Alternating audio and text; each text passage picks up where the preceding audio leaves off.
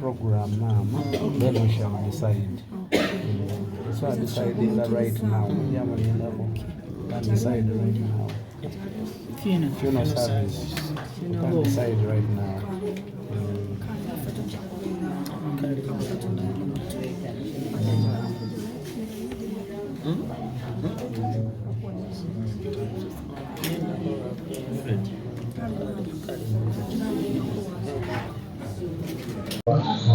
Okay, mugamba mutya abatugoberera ku platforms ez'enjawulo bampita Musoga Eclipse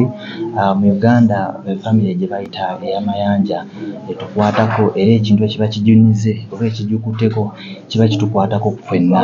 being that mwavaamu abantu ab'enjawulo abagatta ku ggwanga lyaffe bakola ebintu ebiwa abavubuka bannaffe emirimu naffe bennyini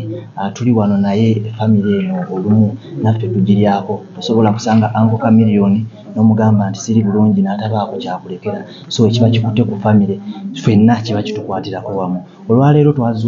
tuzuukuse n'amawulire ag'ennaku omu ku bamemba ba family eno mama ajja tutegeeza abadde mwana namba mmeka era atwongere waliwo abantu ab'enjawulo babadde bagamba abadde n'abaana bwe bati abaana bali bwe bati mama agenda kuba atunnyonnyola atubuulire n'enteekateeka eryetya kino nno tukikola okubatuusaako mumanye programu eryetya tugenda zikawa mama tubadde tusaba otubuuzeeko nga kitalo ssenga mama abantu abatulaba baleetaaza okumanya Amfre abadde mwana namba mmeka kupe ye mwana mugolanda abantu abali beetaaga okumanya maama tugenda kuziika Emityana Kalangaalo eri gye twatwala eke okay maama Amfre afudde bulwadde ki kansa abulwalidde ebbanga ki ndowooza giweza omwenda okubumanya emyezi 9 afiiridde mu ggwanga Uganda abantu abasinga babadde bamanyi nti awangaalira mu ggwanga lya Amerika yakomawo ddi emyezi kati 3 January yakomawo 1 January omwami n'abadde alinayo ku baana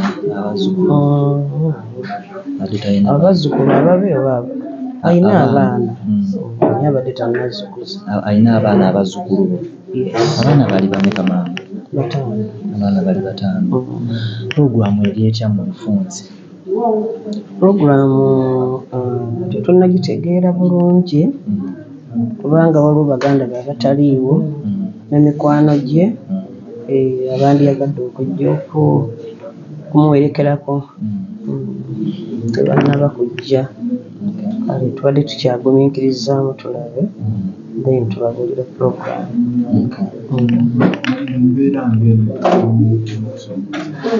wange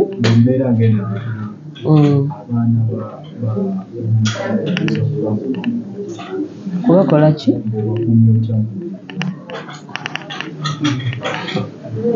ekibuuzo sawa wena kireke buuzayo ekirala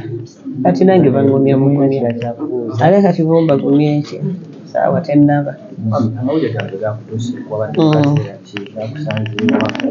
amawulire Humphrey mbadde embeera nayo mu makange mbadde mujjanjaba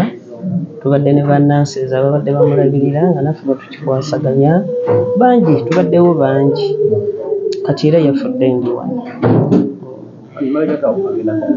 kutegeeza nti embeera esinga ogitegeeza mabega kawo mwagenda kutwalirako namwe mutukira omugenzeke 47 mutegeeza nti embeera gyali musinga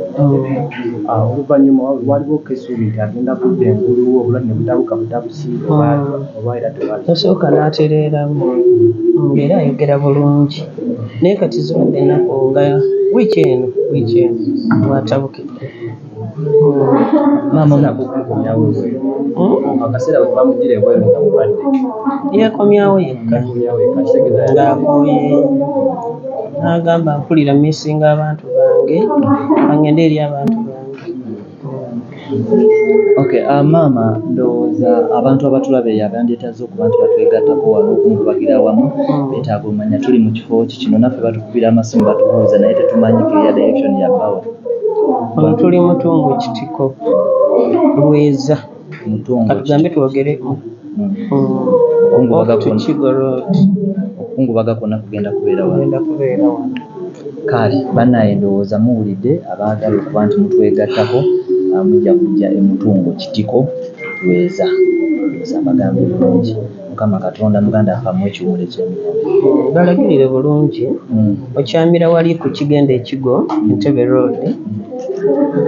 noyita Kula Memorial Hospital then yawa bitawuko katono n'otuuka ye first born kyekyenjawulo kyabadde nakyo.